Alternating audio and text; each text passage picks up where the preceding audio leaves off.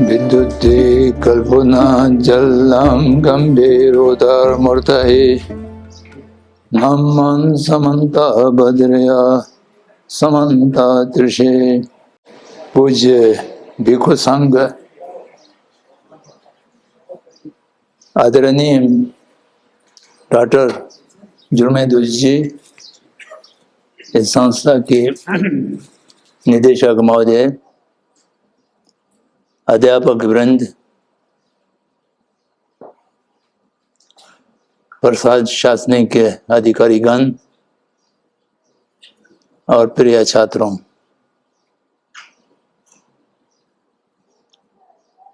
मुझे कहा गया है कि आपके साथ हिंदी माध्यम से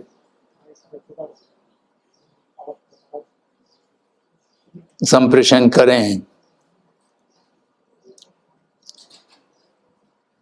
मैं जब बनारस में था तो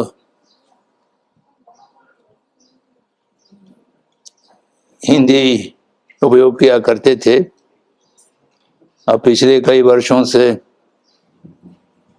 जब मैं बनारस से छूटा हूँ तो हिंदी भूल भी गए हैं। वैसा भी मैं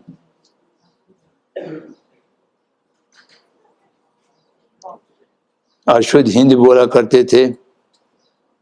हिंदी जगत की जो दिग्गज लोग हैं उन लोगों ने मुझे अनुमति दिया है कि हम अशुद्ध हिंदी बोल सकते हैं। मुझे अच्छा लगा कि आज मैं छात्रों से मिल पाया हूँ, क्योंकि गत 2-3 मरतबा जब मैं आए थे तो संस्था ने मुझे बुलाया था। समय का अभाव कारण हम आ नहीं पाए, क्योंकि मैं मूल रूप से एक अध्यापक रहा हूँ। जीवन की 40 वर्ष अध्यापक के रूप में बीते हैं। 10 वर्ष विद्यालयों की अध्यापक, फिर 3 दशक तक विश्वविद्यालय की अध्यापक के रूप में।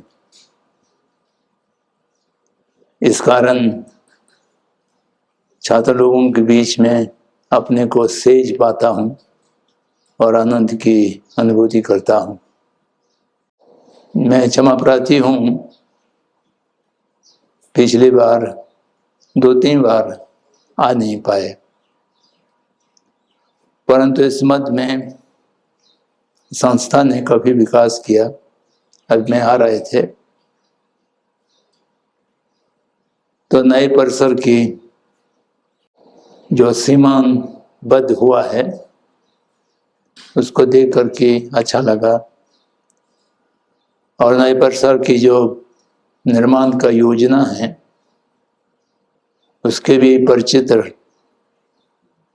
निदेशक महोदय ने मुझे दिखाया, तो बहुत अच्छा परिकल्पित किया गया है।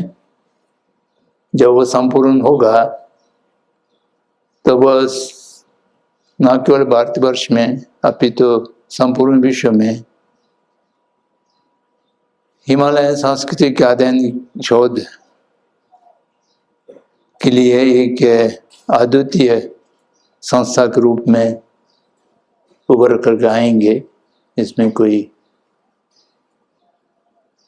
संशय नहीं है।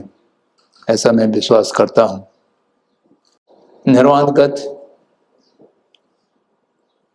सोनाराम जी जब इस संस्था की स्थापना की परिकल्पना कर रहे थे तो अनेक बार विचार विमर्श मेरे साथ भी हुए, और ये प्रस्तावित परिसर में भी मुझे लाए गए थे और सब चीज समझाया कि कैसा भविष्य में विकसित होगा। बाह्य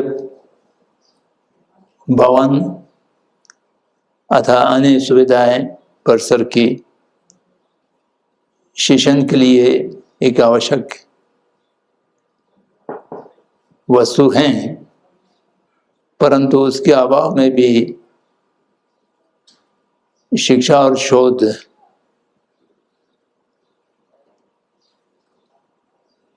चल सकते हैं, जिसका प्रमाण आप लोगों ने दिया है।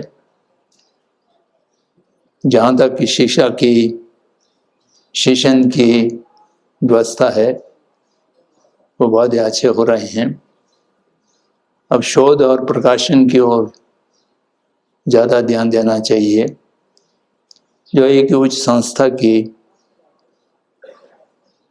अपने विशेष पहचान होता है वो शोध के माध्यम से, प्रकाशन के माध्यम से हुआ करते हैं। ऐसा मैंने निदेशक महोदय से कहने का अवसर मिला। छात्र लोगों को मूल शिक्षा का जो स्वरूप है वह शोध के स्तर पर ही होता है। शोध तक जो अध्यापन होता है वह एक प्रकार से पर आश्रित शिक्षा होता है। शोध और रचना की जो बात आते हैं वो एक स्वावलंबी शिक्षा होता है।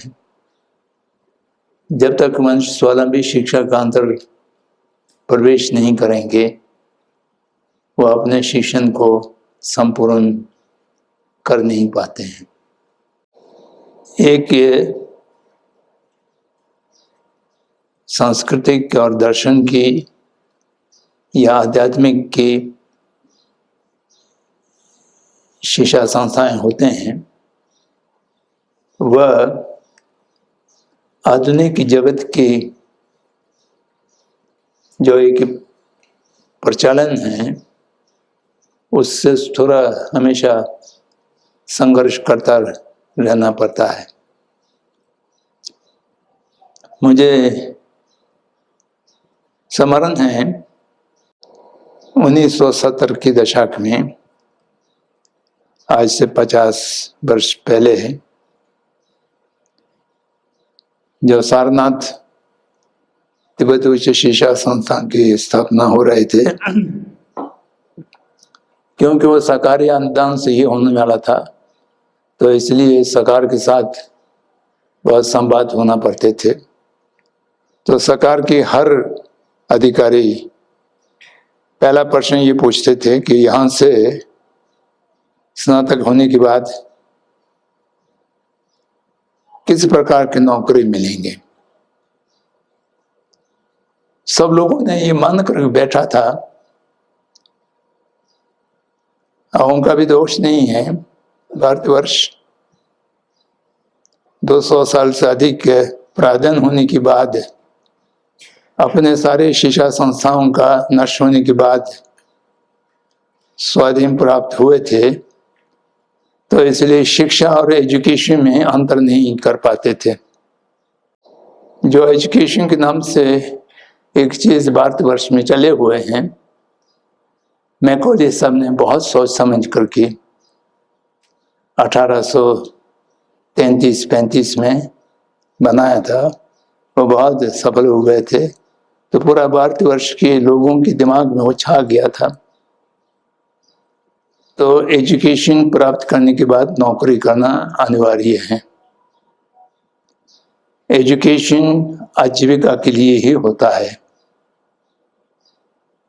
मनुष्य गुण बनने के लिए नहीं, नौकरी पाने के लिए होता है। तो इसलिए वो पूछते थे कि किस प्रकार की नौकरी पाएंगे। तो मैं कहता था कि हम नौकरी कराने के लिए शिक्षा संस्थान की स्थापना करना चाहते हैं, मालिक बनाने के लिए करते हैं। तो बड़ा आश्चर्य होते थे, हंसते थे। केवल सरकार के अधिकारी लोग नहीं,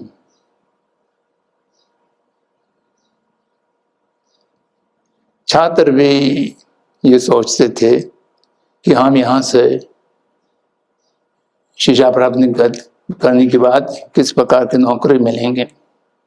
तो मैं हर वर्ष नए प्रवेश लेने वाले छात्रों को ये कहना पड़ता था कि आपको नौकरी पाने के लिए शिक्षा लेना है तो गलत जगह पर आ गए हैं। भारतवर्ष में उस समय करीब 200 के आसपास विश्वविद्यालय थे, अब तो 1000 के ऊपर हो गए हैं। तो मैं उसमें एक बात कर रहा हूँ, तो मैं कहता था कि हिंदुस्तान में 200 के लगभग विश्वविद्यालय हैं जो नौकरी उत्पन्न करता है, तो वहाँ जाना चाहिए। यहाँ अगर प्रवेश लेना हो तो आपको ये नहीं सोचना चाहिए कि मुझे क्या नौकरी मिलेगा, मैं क्या लोगों की सेवा करूं और मैं कैसा मालिक बनूं, अपने स्वाधीन बनूं, स्वराज के रूप में अपने को जीवन व्यतीत कर सकें, तब तो यहाँ आना चाहिए। हिमालय सांस्कृतिक या हिमालय अध्ययन एक विद्या स्थान की अध्ययन है, रिपेन्ने विद्या स्थान। वर्गीकृत किया जाए तो 5 विद्या स्थान होता है। वह अध्ययन मनुष्य को परिपूर्ण करने के लिए, मनुष्य रूप में उपस्थित करने के लिए अध्ययन किया जाता है, ना कि कहीं नौकरी चाकरी करने के लिए या अपना आजीविका ढूंढने के लिए। तो इसलिए यहाँ के छात्र लोगों को भी एक बात ये सोचना चाहिए कि हम नौकरी पाने के लिए यहाँ शिक्षा अध्ययन नहीं कर रहे हैं।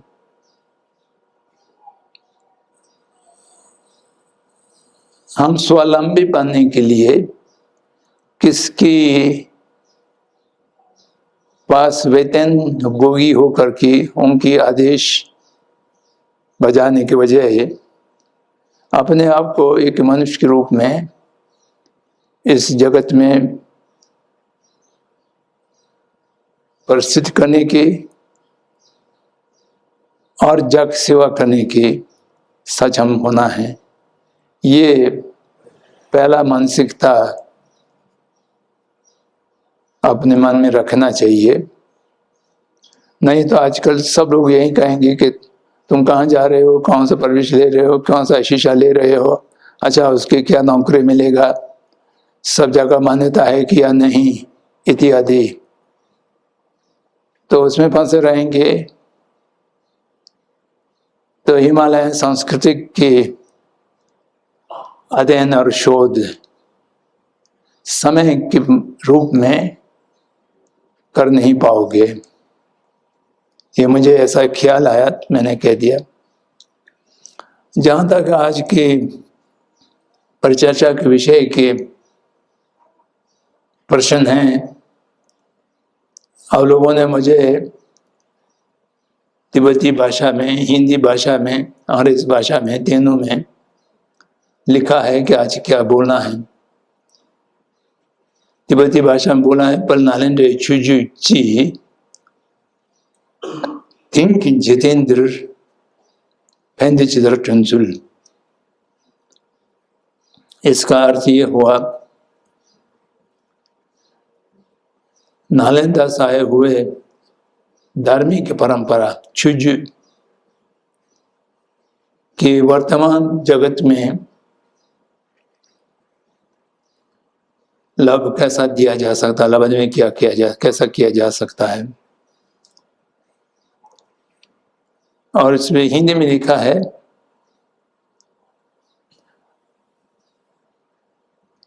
आधुनिक युग में नालंदा परंपरा की प्रभाव, ये थोड़ा दूसरा विषय हो जाता है। आधुनिक युग और नालंदा परंपरा की प्रभाव, इसको अंग्रेजी में लिखा है, Nalanda tradition and its benefits in this modern world. तो ये तीनों में एक रूपीता नहीं है। आपका मौलिक अवधारणा जिस पर आज चर्चा होना चाहिए वो क्या है, मैं ठीक से समझ नहीं पाया। नालंदा चुजू की बात करने लगेंगे तो वो धार्मिक के पर चर्चा हो जाएंगे।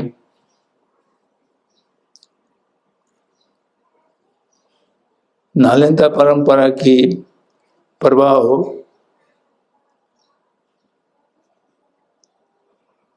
आधुनिक युग में नालंदा परंपरा के प्रभाव लगभग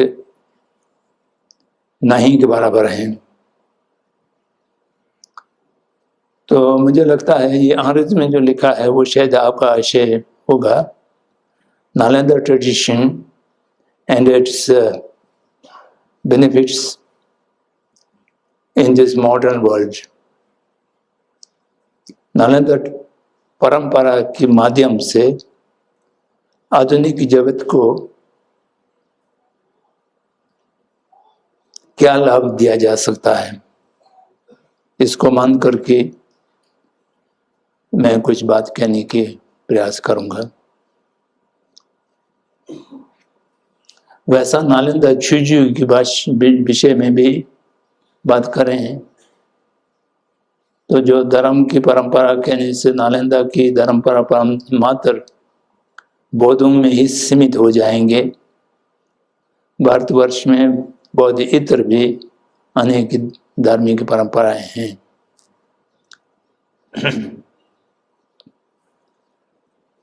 तो मैं कुछ बिंदु आपके विचार के लिए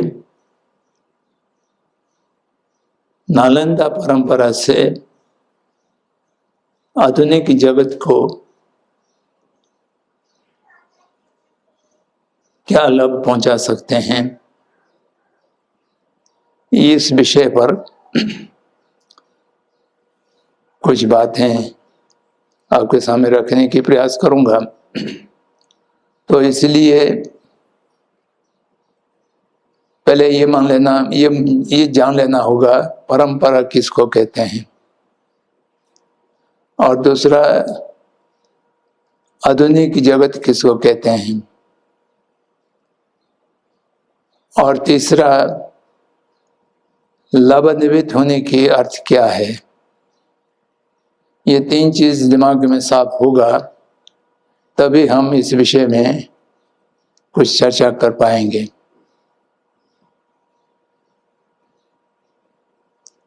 नालंदा एक स्थान विशेष की नाम है, वो एक प्रतीक है। भारतवर्ष में 11वीं शताब्दी की पूर्व बौद्ध धर्म दर्शन की विकास चरम सीमा पर थे। तो उस समय बहुत सा विश्व प्रख्यात संस्थाएं हुआ करते थे, शैक्षणिक संस्थाएं हुआ करते थे, जिसमें नालंदा एक प्रमुख रहा है। उसी समकक्ष में विक्रमशिला, तक्षशिला,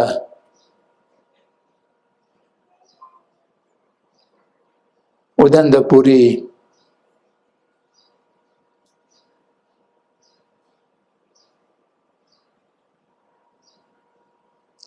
आदि असंख्य महाविहार महाविद्यालय उपस्थित थे, जिसमें सबसे प्रसिद्ध अंतर्राष्ट्रीय जगत में सबसे प्रसिद्ध नालंदा रहा, तो नालंदा को ले लिया। अब उसको धर्म को हटा करके केवल परंपरा रखेंगे। नालंदा परंपरा में समस्त भारतवर्ष की परंपराएं निहित हो जाएंगे। बौद्ध इतर, मैं इसलिए कह रहा हूं, नालंदा विकसित थे, प्रचलित थे, तो उसमें केवल बौद्धों का ही अध्ययन केंद्र नहीं था। बौद्ध इतर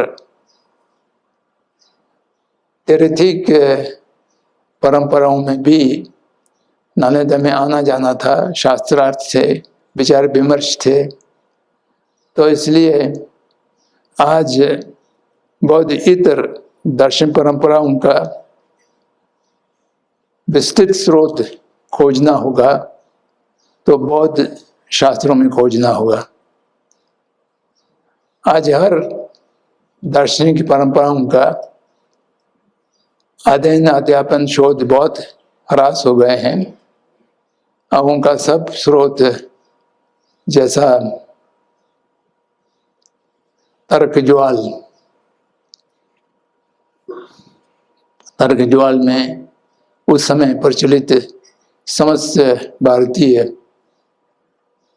दार्शनिक की परंपराओं का मत उपस्थित है।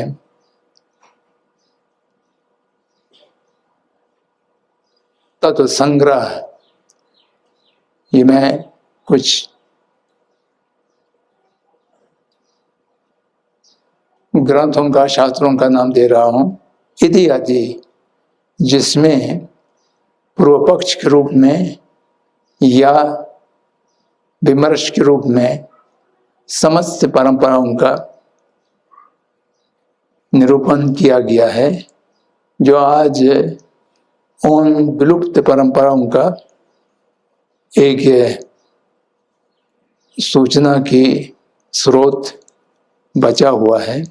तो इसलिए नालंदा परंपरा में केवल धार्मिक या बौद्धों की नहीं सोचना चाहिए, उसमें संपूर्ण भारतवर्ष की जितना भी विद्याएं हैं, जितना भी परंपराएं हैं, जितना भी दार्शनिक के प्रस्थान है, उन सब का स्रोत उसमें निहित है, ये मान लेना चाहिए।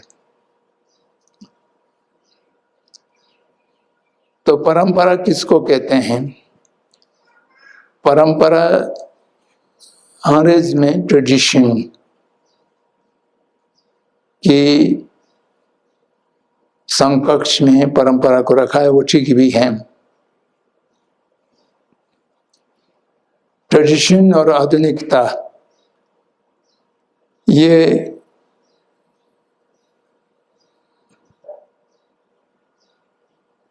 दो भिन्न प्रस्थान हैं जो एक दूसरे के प्रतिपक्ष में हैं। दोनों का ही मिलाया नहीं जा सकता है, ऐसे कहने वाले विद्वान लोग हैं। दोनों को मिलाना होगा, जिसके बिना काम नहीं चल सकते हैं, ऐसे मानने वाले विद्वान भी हैं। मैं वो दोनों विद्वानों के ग्रुप से परिचित हूँ, विस्तार से वाद विवाद विचार विमर्श किया हूँ। दोनों का अंत मुझे मालूम है।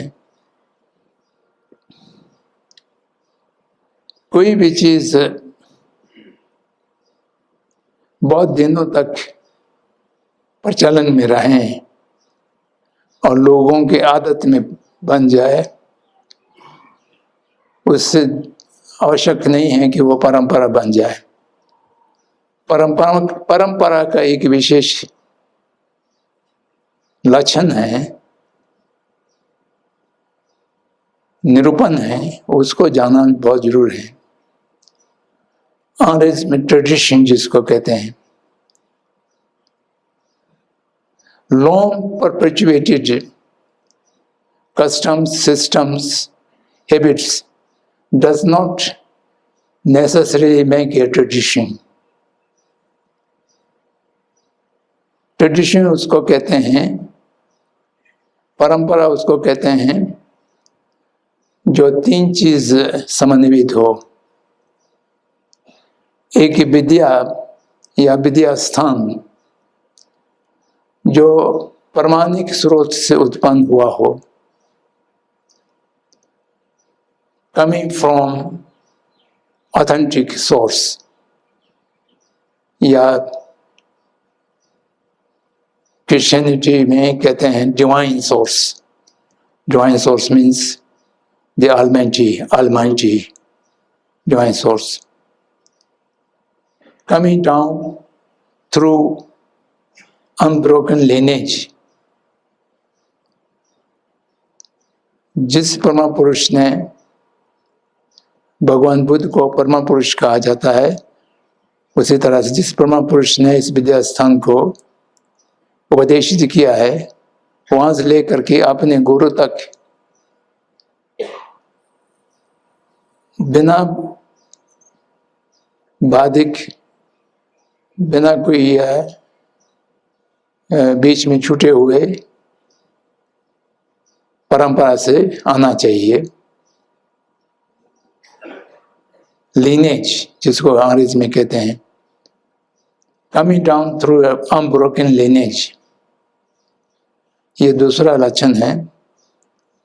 तीसरा लक्षण है verifiable from rationality and right logic. तर्क एवं प्रमाण के माध्यम से स्थापित किया जा सकते हो। ये तीन चीज जिसमें होगा उसको परंपरा कहा जाता है। परम माने अंतिम में स्रोत, परा माने बिना विच्छिन्न नीचे आए हुए, और वो भी तार्किक की दृष्टि से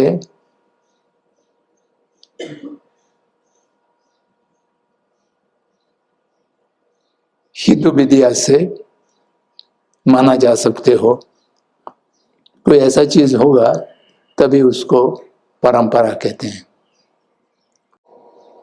अब आधुनिक का अर्थ है कहीं परंपरा से नहीं आए हुए एक नए तरीके से। परंपरा में भी नए दम तो आते रहते हैं, लेकिन इसमें जो आधुनिकता में नवीनतम है वो अपूर्वक, पहले कभी नहीं हुआ हो, उसका कोई स्रोत या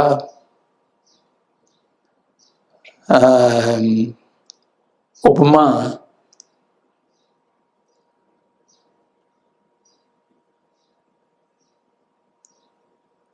नहीं मिलते हो कहीं पुराना जगह से। इसलिए अंग्रेज में नए की जगह, न्यू की जगह एक नए शब्द गढ़ा है, नॉवेल्टी। नॉवेल्टी जो सब चीज से भिन्नता दिखाई दें और जिसका कोई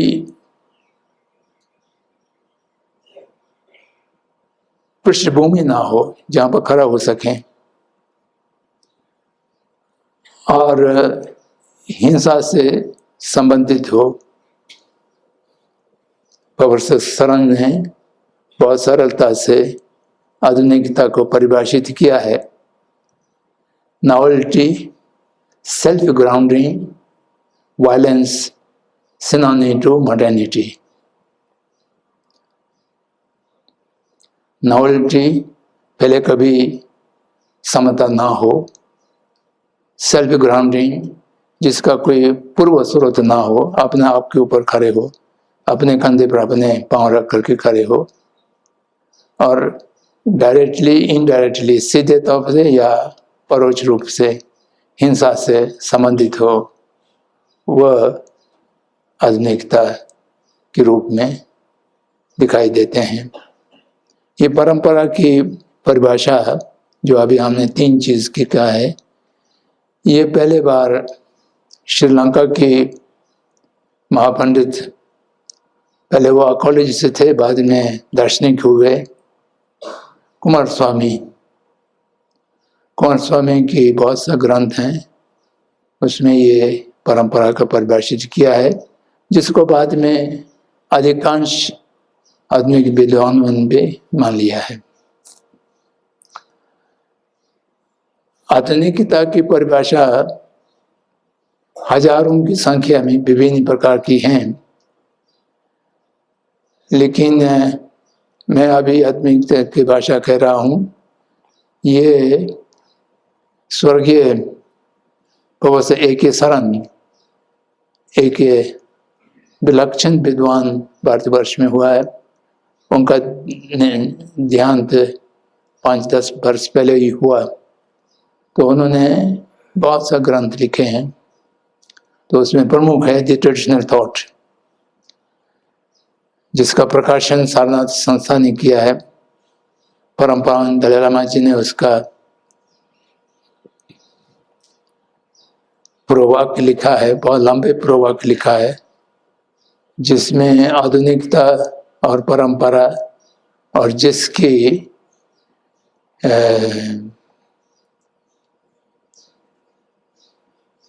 परस्पर विरोधी और क्या संभावनाएं सहयोग की या समन्वय की संभावनाएं क्या है, इस पर मैं समझता हूं अगर आपके विद्यार्थी लोग Nalanda tradition and its benefits to the modern world में गहराई से जाना चाहें, तो कुछ लोगों की रचनाओं को अध्ययन करना चाहिए। ये शिक्षा संस्थान है, तो इसलिए अध्ययन की दिशा दिए बिना या स्रोत दिए बिना कुछ बात कह जाना सही नहीं होगा। ये विषय महत्वपूर्ण है, परंपरा, आधुनिकता, और परंपरा से आधुनिकता को क्या लाभ दिया जा सकता है, लाभान्वित किया जा सकता है। ये प्रश्न बहुत बड़ा प्रश्न है। अभी मैंने शुरू में ही कहा कि लाभान्वित नहीं किया जा सकता है ऐसा मानने वाले भी हैं, लाभान्वित किया जा सकता है ऐसा मानने वाले भी हैं। लेकिन चाहे जो भी हो, लाभान्वित कराने की चेष्टा हर एक व्यक्ति को करना चाहिए। ये एक सत्य है, एक तथ्य है, एक सत्य है।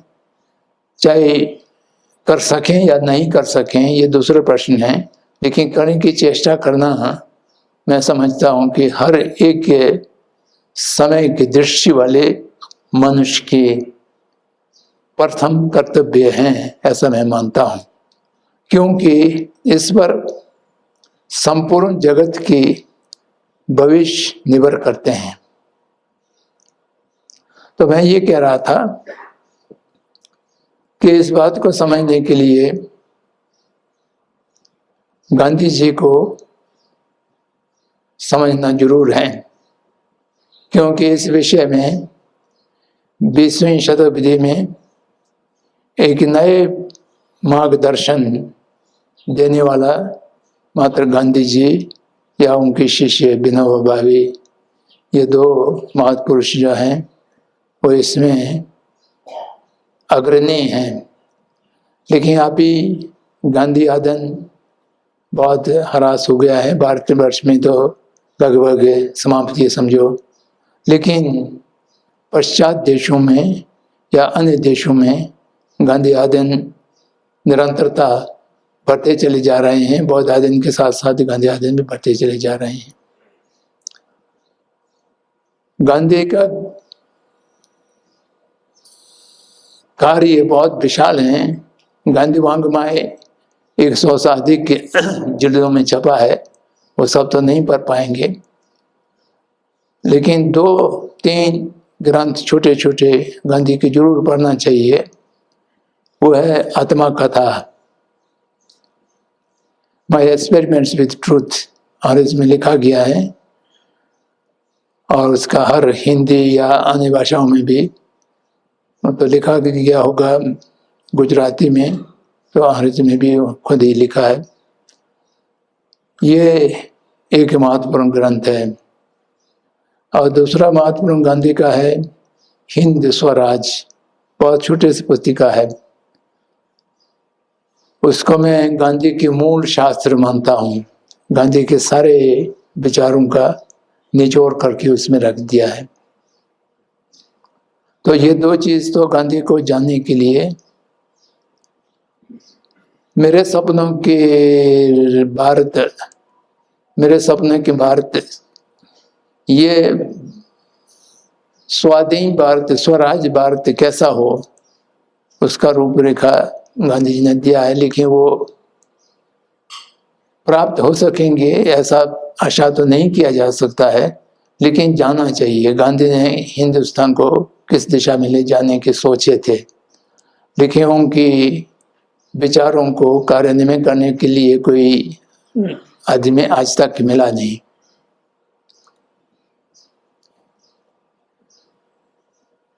उसके बाद विनोबा भावे की भी थोड़ा बहुत रचनाएं हैं, उनको भी देख सकें तो अच्छा है।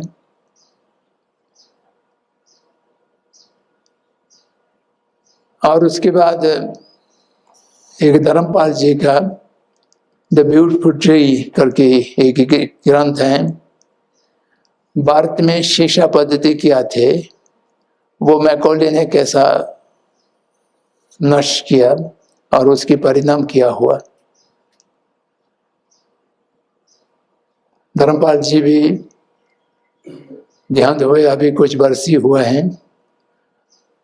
उनका ग्रंथ कोई 10-5 ग्रंथ है, उनमें से द ब्यूटीफुल ट्री ये शिक्षा पद्धति को जानने के लिए, मैकॉले की प्रभाव को जानने के लिए। अब मैकॉले की प्रभाव का अर्थ है कि शिक्षा लेना है तो नौकरी करना है। इस सिद्धांत को सारे दुनिया को धकेलने वाला मैकॉले था, तो उसको देखना चाहिए। फिर आधुनिकता को जानने के लिए ए.के. शरण का संपूर्ण मालूमाए सारनाथ संस्था ने प्रकाशित किया है, वहां से मिल जाएंगे। कुमार स्वामी, वो भी श्रीलंका में ब्रिटिश कॉलोनी के जमाने में उत्पन्न हुआ है, उनका भी महत्वपूर्ण योगदान है। इन सब को देखेंगे। फिर थोड़ा बहुत राजनीति और अर्थ की वर्तमान व्यवस्था को समझने के लिए एक अमेरिका ऑथर जिसका नाम मैं अभी बोल रहा हूं, मेरे जान पहचान के थे,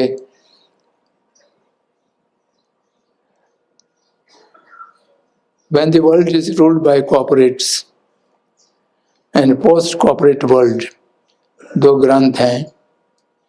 उनका भविष्यवाणी बहुत सटीक हुआ। सारी दुनिया जो है कुछ गिने चुने उद्योगपतियों की कब्जा में आ जाएंगे और उस समय क्या हालत होगा और उसके बाद दुनिया की हालत क्या होगा, इस पर उन्होंने लिखा है। शुरू में मैं थोड़ा संशय करता था कि सब कैसे आ जाएंगे। रशिया जैसा कम्युनिज्म, तथाकथित कम्युनिज्म, मार्क्सिज्म, चीन जैसा तथाकथित कम्युनिस्ट बहुत बड़ा देश है, ये सब उद्योग घराने की कब्जा में कैसे आएंगे, ऐसा मैं सोचता था। लेकिन आज दुनिया में कोई एक देश ऐसा नहीं बचा जो बड़ा हो या छोटा हो, कोई भी इज़्म को मानते हो, वो सब के सब गिने चुने 4-5 उद्योगपतियों की, मल्टीनेशनल कॉरपोरेशंस की कब्जा में आ गया। प्रेसिडेंट, प्राइम मिनिस्टर, मंत्रिमंडल, पार्लियामेंट, ये सब एक दिखावा है। सारे निर्णय और सारे आदेश सारे देश की नीतियों को निर्धारण करते हैं 4-5 उद्योगपतियों के माध्यम से, चाहे वो रशिया हो, चाहे वो चीन हो, चाहे वो कहीं पर भी अमेरिका हो। अमेरिका तो पहले से ही था ही, और एशिया में भी अब कोई ऐसा देश नहीं बचा जो सारे देश कुछ उद्योगपतियों के हाथ में ना हो। तो ये सब देखने से आधुनिकता की और पूंजीवाद की ये दो चीजें कटे कटे आए हैं। आधुनिकता और पूंजीवाद, पूंजीवाद के माध्यम से आधुनिकता है, आधुनिकता ने पूंजीवाद को पोषित किया। तो इस समय पूंजीवाद और आधुनिकता लगभग एक ही जैसे हो गए हैं। तो इसको समझने से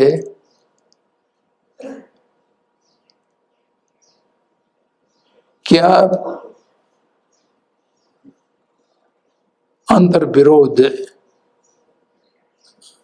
आधुनिकता और परंपरा में उपस्थित हैं, और उसको देखते हुए परंपरा के माध्यम से आधुनिक विश्व को क्या योगदान दे सकते हैं, ये ठीक ठीक से विश्लेषण कर पाएंगे, शोध पर कर पाएंगे। इसलिए मैं आपके सामने ये पृष्ठभूमि रख रहा हूं। अब मैं थोड़ा सा इस बात पर भी निवेदन करूंगा कुछ शब्द। क्या परंपरा की ज्ञान से या विद्या से आधुनिकता की समस्याओं को सुलझाने के लिए कुछ योगदान दे सकते हैं या नहीं दे सकते हैं? तो ये आज के मूल प्रश्न यही है।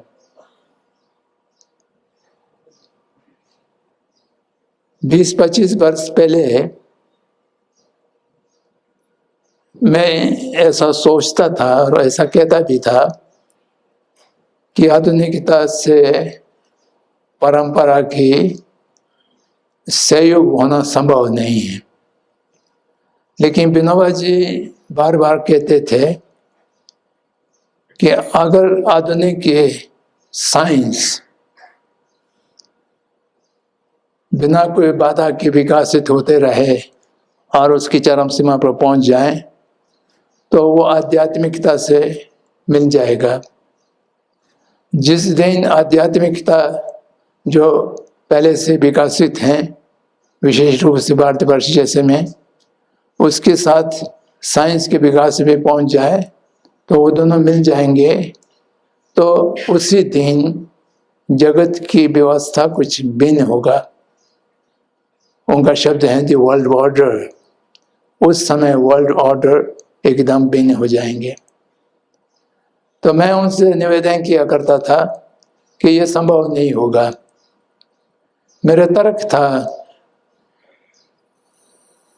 साइंस के विकास अविरोध अपने चरम सीमा पर पहुंचना संभव नहीं है। वो संभव इसलिए नहीं है कि कोई भी विद्या के विकास चरम सीमा पर पहुंचने के लिए उस विद्या को जानने वाले चित्त की, मन की विकास करना पड़ता है। साइंस वाला मात्र बाह्य उपकरणों से चीज को देखना चाहते हैं, ना कि वो आंतरिक चित्त वृत्ति को विकसित करने की कोई स्रोतों के पास नहीं है। तो इसलिए साइंस का विकास चरम सीमा पर कैसे पहुंच सके? साइंस में इसलिए कह रहा हूं, हिंदी में विज्ञान कहते हैं, लेकिन विज्ञान जो है बौद्धों का पारिभाषिक शब्द है। विज्ञान का शब्द साइंस के लिए ठीक बैठता नहीं है। साइंस विज्ञान नहीं है, तो इसलिए मैं साइंस को साइंस ही कहता हूँ। उसमें कोई बात नहीं, कोई दूसरा शब्द ले लिया जाए तो इसमें कोई हर्ज नहीं है। तो ये विनोबा जी की और मेरे मतभेद था, और मैं भी उस गुट में थे जो आधुनिकता को परंपरा से सुधारा नहीं जा सकते हैं। परंपरा से आधुनिकता को कोई सहयोग नहीं की जा सकते हैं, वो कहने वाले में भी मैं था।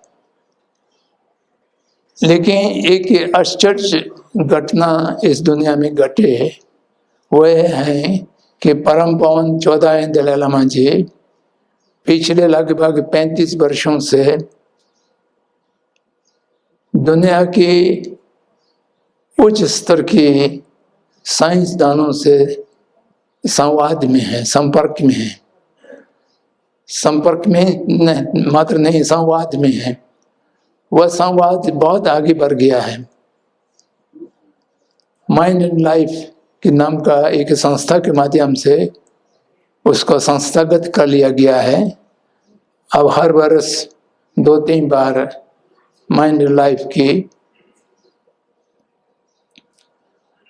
चित्त एवं जीवन की नाम से साइंस और आध्यात्मिकता के बीच में संवाद हो रहा है। यह संवाद बहुत व्यापक नहीं है, लेकिन उच्च स्तर की है, जिसमें साइंस वालों में से भौतिक साइंस वाला मूल रूप से हैं,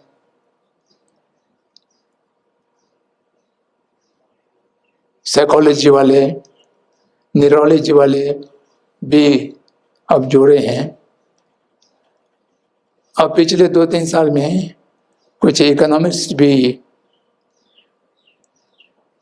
अर्थविद्या के लोग भी इसमें जुड़ना शुरू हुआ है। मूल रूप से फिजिस्ट, क्वांटम फिजिस्ट की जो उत्तम विद्वान वर्ग हैं, उनकी मन में प्रतीत उत्संपन्न के सिद्धांतों से, उनकी रिलेटिविटी सिद्धांतों से मिलना और जान और विषय के संबंध से क्या होता है, उससे आधुनिक विज्ञान के दृष्टिकोण, इन सब में बहुत निकटतम पा रहे हैं और एक दूसरे से। तो उसी तरह से साइंस की अध्यापन और शोध के कार्य महाविहारों में प्रारंभ कर दिया है परम पावन जी ने। महाविहारों से सुधीर युवक बीच लोग अमेरिका में या पश्चात देशों में जाकर के साधारण साइंस के अध्ययन कर रहे हैं, और उस बीच में जो वार्तालाप हो रहे हैं, तो इससे मुझे ऐसा लगा कि विनोबा जी अकारण कुछ नहीं कह रहे थे। विनोबा जी का कहना ये था कि साइंस वाले को भी आखिर में जाकर के आंतरिक चित्त को नजरअंदाज नहीं कर पाएंगे, उसको देखना पड़ेगा। जब देखना शुरू करेंगे तो हम लोग थोड़ा सा उनको मदद कर देंगे तो वो बहुत दूर उछल सकते हैं। उनका शब्द होता था क्वांटम जंप हो सकते हैं, इसके संभावना है, हम इसको इनकार नहीं कर सकते हैं। तो तब से लेकर के मेरा भी मत परिवर्तन हुआ। अब हम इसकी संभावना को नकारता नहीं है। परंपरा के माध्यम से आधुनिक की समस्याओं का समाधान खोजने के लिए चेष्टा करना चाहिए, जिसमें परंपरा वाले अपने योगदान देना चाहिए। ये एक सिद्ध हो चुके हुए तथ्य हैं। परंपरा वाले को निराश नहीं होना चाहिए। परंपरा की विद्या से अगर जगत को बचाना है तो मात्र यही विद्या है जो जगत को आधुनिकता की जो समस्याओं से बचा सकते हैं। समस्याओं से बचाना चाहिए, ये बात कहते हैं तो समस्या क्या है, ये प्रश्न उठेंगे। आज संपूर्ण मानव की समस्याओं को हम संक्षेप में परिभाषित करने के प्रयास करें तो इसमें प्रथम मनुष्य के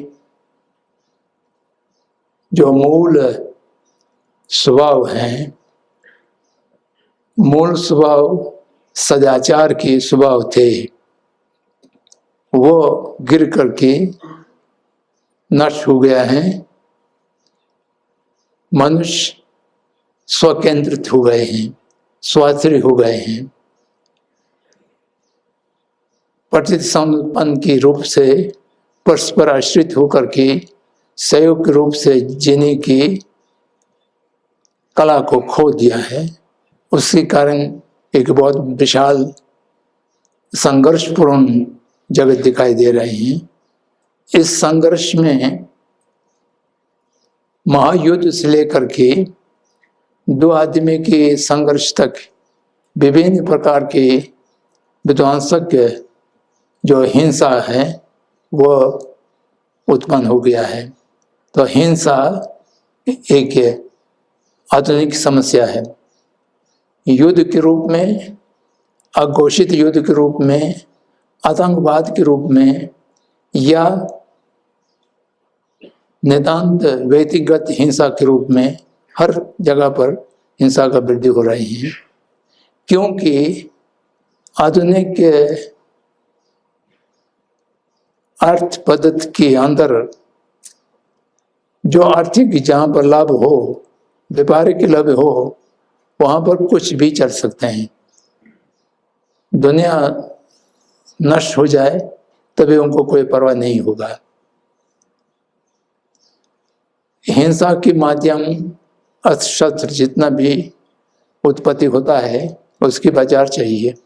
उसकी बाजार तभी रहेगा जब युद्ध रहेंगे, हिंसा रहेंगे, उस शस्त्रों को उपयोग करने वाला रहेंगे। तो उस आदमी मरता है, जीता है, कोई परवाह नहीं, वो बाजार में बिकना चाहिए, केवल इतना ही है। तो उसी हिसाब से हर चीज़ में, मैंने शुरू में ही कहा था, violence is synonym to modernity. तो इसके साथ जो पर्यावरण का प्रदूषण है वो भी मनुष्य उपयोगिता से उपभोक्ता में परिणत कर दिया गया है। आधुनिक पद्धति ने मनुष्य को उपयोगिता नहीं छोड़ा, उपभोक्ता कर दिया गया, जिसका शब्द अंग्रेजी में है यूजर एंड कंज्यूमर। मनुष्य प्राचीन समय में संसाधनों का उपयोग करने वाले थे, यूज करने वाले थे। यूज करना हमारा अधिकार है।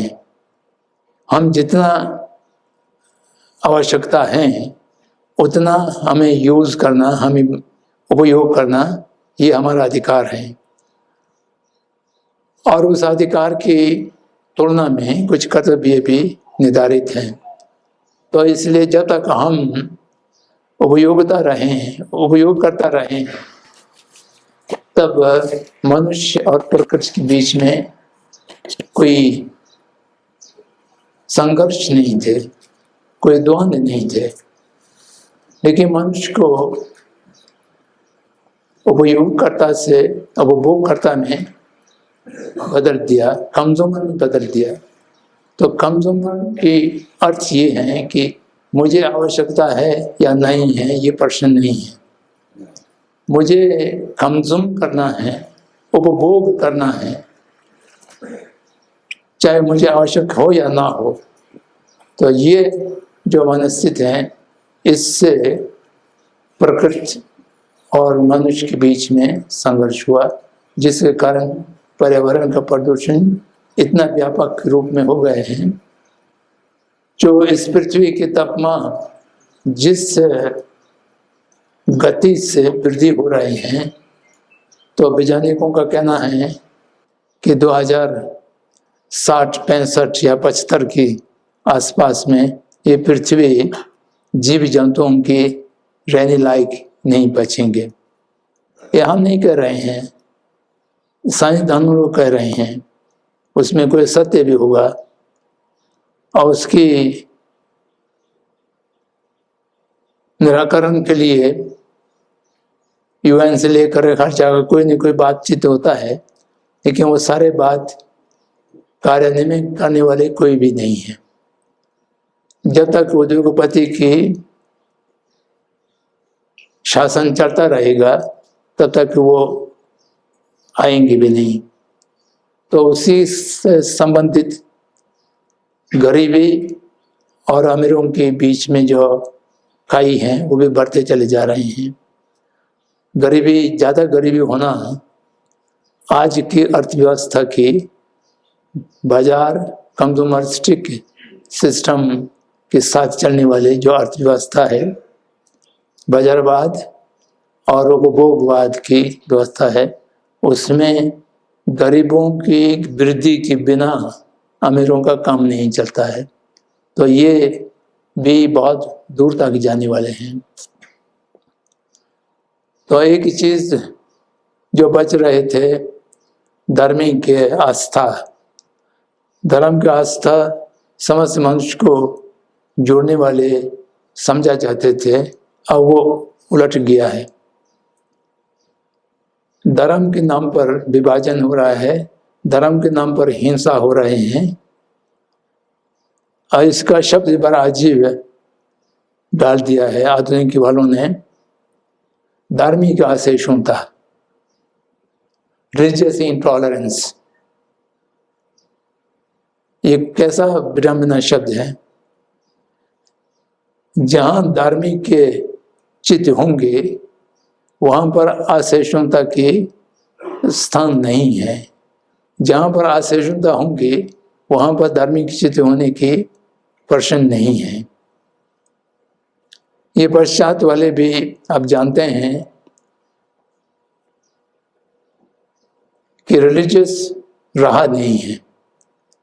उनके नाम से जो रिलीजियस कहा जाता है वो रहा नहीं है। तो रिलीजियस संस्थाएं बच गया है, तो उससे लोगों में विभाजन हो रहा है। आज धार्मिक के नाम पर कितना हिंसा हो रहे हैं, वो एक तरह से दवा विष हो गया। जोड़ने वाले धर्म बांटने वाले हो गए। धर्म तो नहीं हुआ धर्म के नाम पर। क्रिश्चियन विद्वानों के विश्लेषण करने से थोड़ा करने की जो तरीका है वो सरल लगता है, हमको भी उसको अपना में ला सकते हैं। Religiousness, religiosity and रिलीजियनिज्म।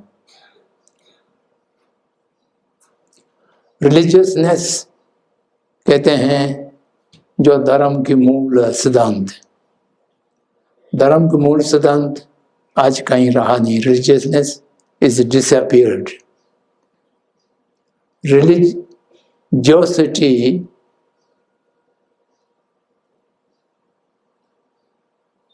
अगरबत्ती जलाना,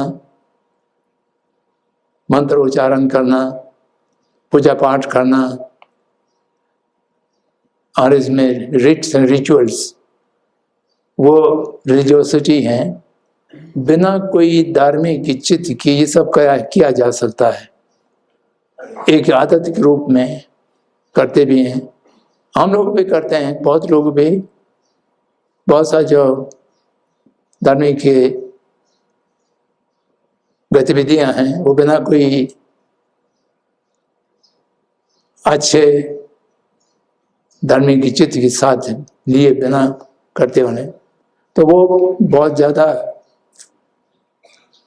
हानिकारक भी नहीं है और बहुत ज़्यादा लाभ देने वाला भी नहीं है। तो तीसरा है रिलीजियसनेस समाप्त होने के बाद रिलीजियसिटी भी समाप्त की कगार पर। अब एक ही चीज बचा है, religionism, ism. My religion, their religion, my religion is superior than the other religion. So धर्म के साथ अहम जोड़ दिया है। धर्म अहम को समाप्त करने के लिए, जैसा बौद्धों की दृष्टि से देखा जाए तो धर्म का मूल स्रोत है आत्मा धारणा को नष्ट करना। संसार के मूल स्रोत अविद्या है। अविद्या को विद्या से समाप्त करना चाहिए, जिससे संपूर्ण संसार के दुख से निवृत्त होगा। अब यहाँ पर रिलीजियनिज्म में ये आ गया है कि अहम केंद्र में आ गया, तो धार्मिक व्यवस्था एक बौद्ध परिभाषा के शब्द में कहें तो माईवा के रूप में अहम की पूर्ति के रूप में, तो उससे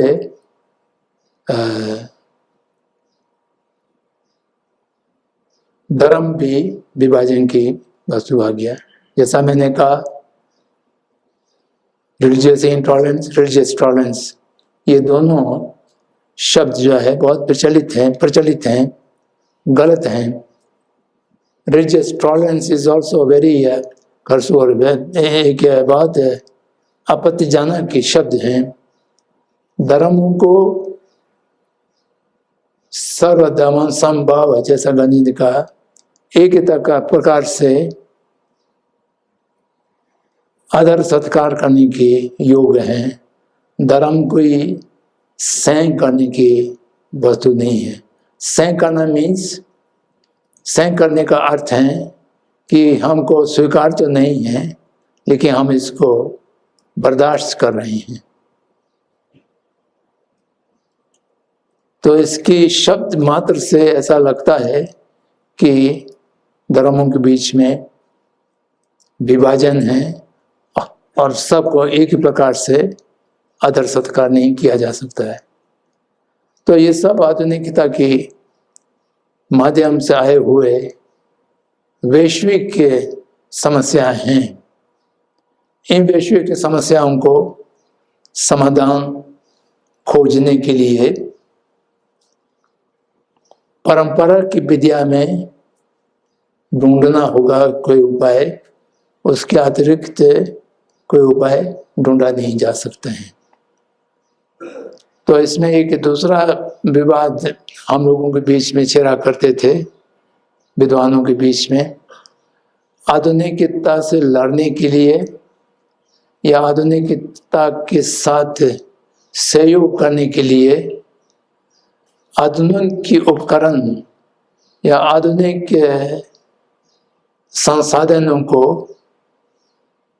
अपनाना होगा या नहीं अपनाना होगा, ये दूसरा प्रश्न है। ये एक व्यापक सिद्धांत बनाए नहीं जा सकते हैं, लेकिन व्यक्ति पर निर्भर करेगा जिस प्रकार से वो आधुनिकता के साथ संवाद करते हैं, संबंध करते हैं, सहयोग करते हैं। तो वो उपयोगी समझें तो आधुनिक उपकरणों को प्रयोग भी कर सकते हैं, या उपयोगी नहीं समझें तो उसको छोड़ कर के अपना परंपरागत उपकरणों से आधुनिक के साथ संवाद बना सकते हैं। तो इतना पृष्ठभूमि की बातों को कहने के पश्चात अंत में मैं अपने कर्तव्य को समापन करने के लिए एक बिंदु आपके सामने रखता हूं कि आपके प्रश्न ट्रेडिशन से आधुनिकता की समस्याओं को समाधान करने के लिए क्या योगदान, क्या बेनिफिट दिया जा सकता है, ये प्रश्न है। इस प्रश्न का उत्तर इसमें है कि आप परंपरा को जानेंगे और आप परंपरा को जिएंगे, तब आप परंपरा के माध्यम से कोई भी दूसरों को, चाहे वो आधुनिक हो चाहे वो कोई दूसरा हो, उसको लाभान्वित करने योग्य होंगे। आप परंपरा की विद्याओं को पढ़ तो रहे हैं अपने पाठ्यक्रम में होने के कारण, लेकिन आपके जीवन उसमें जी नहीं रहे हैं, तो आप एक आधुनिक मनुष्य हैं। आप परंपरा को क्षति पहुंचा सकते हैं, परंतु परंपरा से ना तो आप खुद लाभान्वित होंगे, ना ही लोगों को लाभान्वित करा सकेंगे। तो इसलिए सबसे पहला आवश्यक है कि परंपरा को ठीक ढंग से समझना, शास्त्रीय पद्धति से समझना और उस परंपरा में जीना, और उस परंपरा में अपने जीवन को जीते हुए बाकी लोगों को परंपरा के गुण, आधुनिकता के दोष समझाने की चेष्टा करेंगे, तो आपकी परंपरा से आधुनिकता को, आधुनिक जगत को बहुत बड़ा लाभान्वित होंगे। अन्यथा मात्र श्रुति जा मात्र से, श्रुति जा मात्र माने सुने हुए ज्ञान से, परंपरा के सुने हुए ज्ञान से अब आधुनिकता के साथ संवाद करेंगे या संघर्ष करेंगे, दोनों में आप सफलता नहीं मिलेंगे। इसलिए आधुनिक की शिक्षा को अपने जीवन में उतारना होगा। नौकरी करने की लालसा को छोड़ करके एक मनुष्य के रूप में जीने की इच्छा लेकर के अपने शिक्षा संपन्न करना होगा। शिक्षा का अर्थ है शील, समाधि एवं प्रज्ञा। ये तीन से अतिरिक्त और कोई शिक्षा नहीं है। तो इसलिए शील का अर्थ है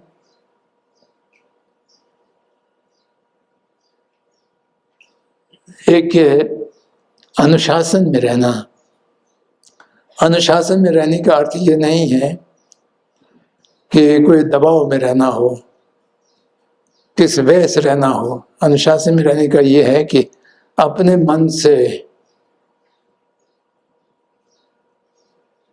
कर्तव्य क्या है, अकर्तव्य क्या है, कुशल क्या है, अकुशल क्या है, ये विवेक करके, बिना कोई दूसरे पर निर्भर होते हुए आप विवेक करके हर काय के, वाचिक के और चैतन्य की गतिविधियों को एक जानकारी रखें, एक स्मृत, अनुस्मृत और संप्रज्ञाना के माध्यम से मैं क्या सोच रहा हूँ, मैं क्या बोल रहा हूँ, मैं क्या कर रहा हूँ, ये क्या करने योग्य है या नहीं है। तो ये अपने मनोभाव की अधीन ना होकर के अपने मूल चित्त के माध्यम से स्व अनुशासन के रूप में रहने लायक जब होगा, तो आपके पास शील की पृष्ठभूमि हो जाएंगे। तो उसके बाद आपकी चित्त एकाग्रता कोई एक विषय पर सोचने, विचारने के या खोजने के समय में मन इधर उधर भटके ना, मन एक साथ अंग्रेजी में कंसंट्रेशन करते हैं, ध्यान एक अग्रहित होकर के ध्यान देने के अभ्यास करना। तो ये थोड़ा बहुत प्राप्त हो जाएंगे तो आपका दूसरा शीशा हो जाएगा। ये दो शीशा आपके पास प्राप्त होगा तो प्रजा स्वयं जागृत होंगे। प्रजा उत्तम के रूप में तत्व को देखने वाले, जो परम सत्य को देखने वाले ज्ञान को कहते हैं, उसकी पहले जो विवेक है, कर्तव्य अकर्तव्य, कुशल अकुशल के मध्य में जो भेद करना है, जो पहचाना है, उसकी क्षमता जब तक मिल जाए, आप अनुशासित हो, स्व अनुशासित हो, किस दबाव में नहीं, और आप एक ही एकाग्रता के चित्त के अभ्यास ठीक हो जाए। तो मेरे मित्र स्वर्गीय यदु कृष्णमूर्ति बार बार यही कहते थे, उनका तो भाषा तो अंग्रेज में रहा है, the basic purpose of education is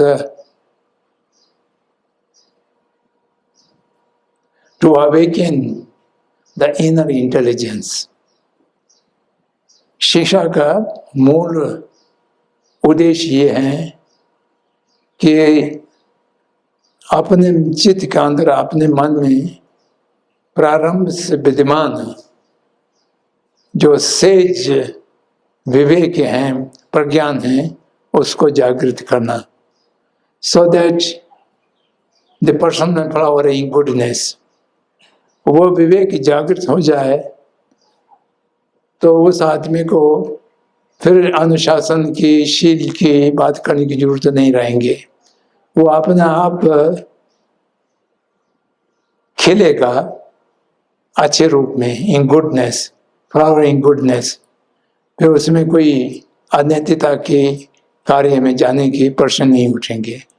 तो इसलिए इसी तरह से परंपरा में अंदर घुसने की, श्रुति के माध्यम से, चिंतन के माध्यम से, भावना के माध्यम से, और उसमें जीने के प्रयास करें। जब ये प्रयास आप करना प्रारंभ करेंगे तो आप अपना आप एक फूल की तरह खिलेंगे, सुगंध फैलेंगे, उससे आधुनिकता में जीने वाले सबको लाभान्वित होंगे। इतना मैं निश्चित रूप से कह सकता हूँ। इन शब्दों के साथ समय की पाबंदी समाप्त हो गया है और मैं अपने वाणी को विराम देता हूँ। हाँ, इसके साथ एक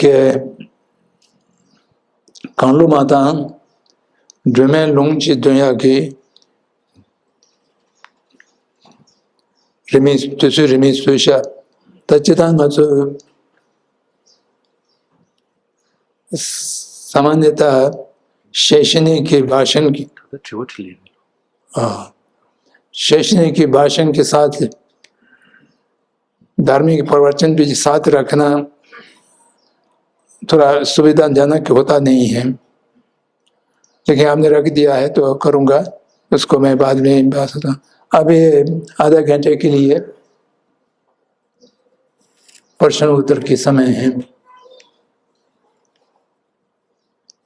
तो मैं विद्यार्थियों से कोई प्रश्न हो तो स्वागत करूंगा।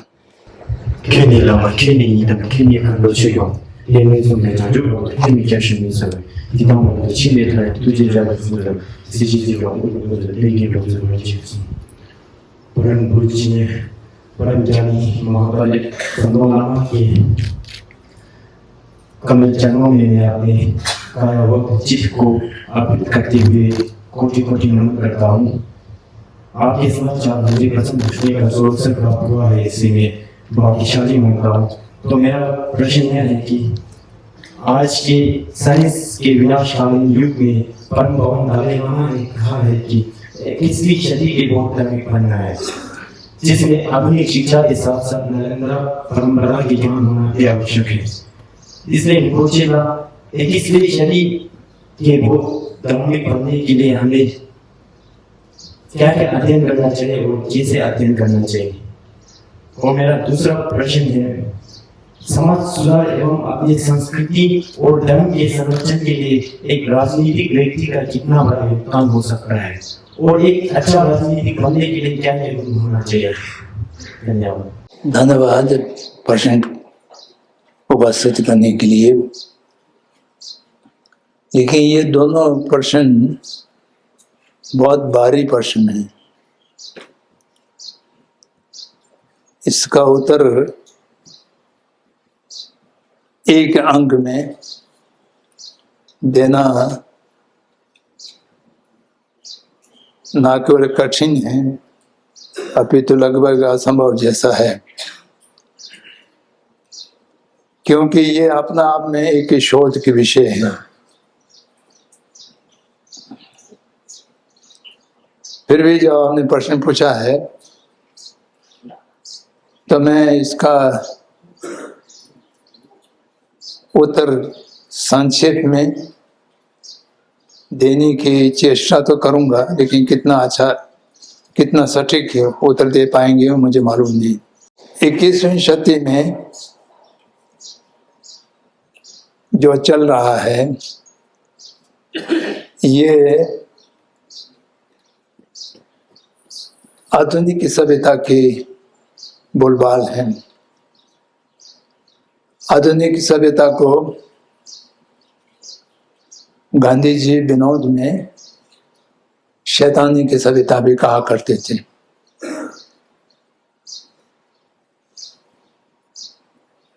तो इसमें परमपावन जी ने एक बहुत विशाल उपदेश दिया है कि धार्मिक और दार्शनिक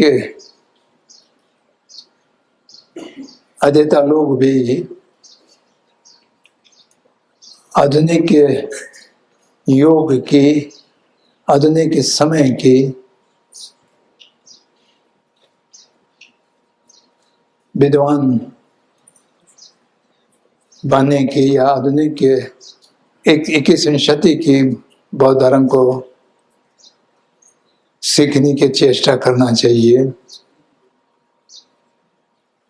ये बार बार उन्होंने कहा है और उसको कार्यान्वयन करने के लिए बहुत सा कार्यक्रम भी, जैसा मैंने पहले उल्लेख किया था, प्रारंभ किया है।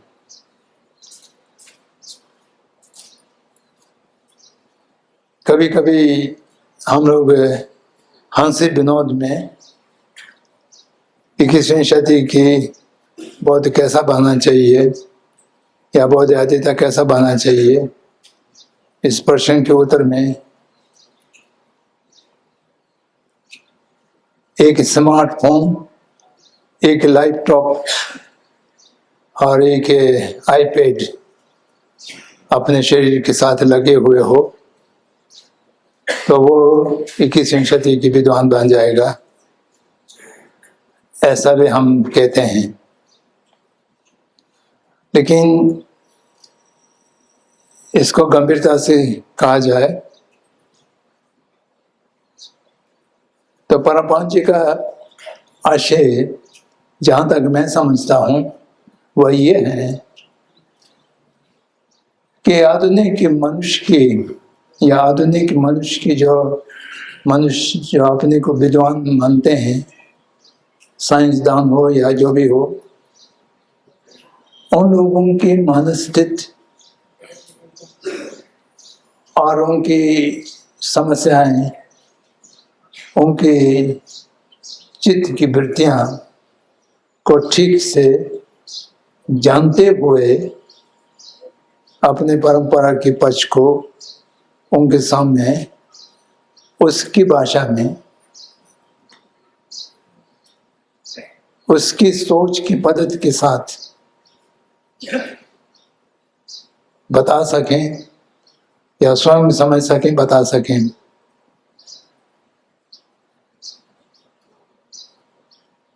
जैसा परंपरागत विद्यार्थी होते हैं, वो अपने शास्त्रों में एक तरह से पंक्ति लगाकर बैठते हैं। शास्त्रों की पंक्ति लगाकर के कोई आधुनिक साइंटिस्ट को, साइंसदान को वो धर्म समझा नहीं पाएंगे। वो धर्म के मूल सिद्धांत विशेष रूप से दार्शनिक सिद्धांत उनको आधुनिक साइंस वालों की अपनी भाषा में समझ लायक के बनाकर उनके साथ संवाद करने की चेष्टा करना चाहिए। मेरा मित्र एक सज्जन थे जिसने ताओ फिजिक्स नामक एक ग्रंथ रचना किया है। अमेरिका विद्वान, शायद उनका नाम कल्पना होगा। तो जिसने चीन की ताओइज्म को गहराई से अध्ययन किया और अध्ययन करने के बाद विज्ञान की भाषा में, फिजिक्स की भाषा में बौद्ध और ताओ दोनों की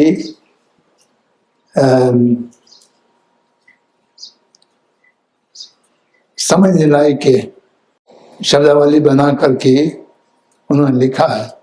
तो दोनों को लाभ हुआ, ताओ वालों को भी लाभ हुआ, फिजिक्स वालों को भी लाभ हुआ। तो इस तरह से परंपरा में नालंदा में बौद्ध दर्शन का जो अध्ययन करने वाले लोग थे, वो लोग बहुत गहराई से बौद्ध इतर दर्शन की अध्ययन करते थे और कभी कभी पंडितों की चाकरी भी करते थे उसको अध्ययन करने के लिए, जानने के लिए। क्योंकि जब तक उनके मत ठीक ढंग से हम नहीं समझेंगे तो हम अपने मत को उनके सामने रखने की क्षमता प्राप्त नहीं होगा।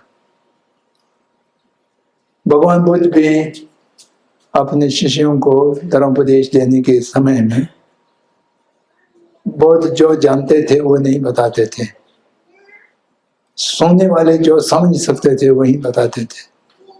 तो इसलिए बौद्ध वचन में एक रूपता नहीं है। स्वतंत्र, व्यवहारिक, चित्त मात्रता, माध्यमिक, ये सब बहुत अंतर हैं, लेकिन सब भगवान बुद्ध ने उपदेशित किया है। तो अपने अपने शिष्यों की क्षमता का अनुसार। तो इसलिए आधुनिक जगत की 21वीं शताब्दी की जो संपूर्ण व्यवस्था है, चित्तवृत्ति है, अप्रोच है, उन सब को जानने की आवश्यकता है। तो इसलिए अपने खोल में बैठ कर ना रह करके सब चीज को जाने।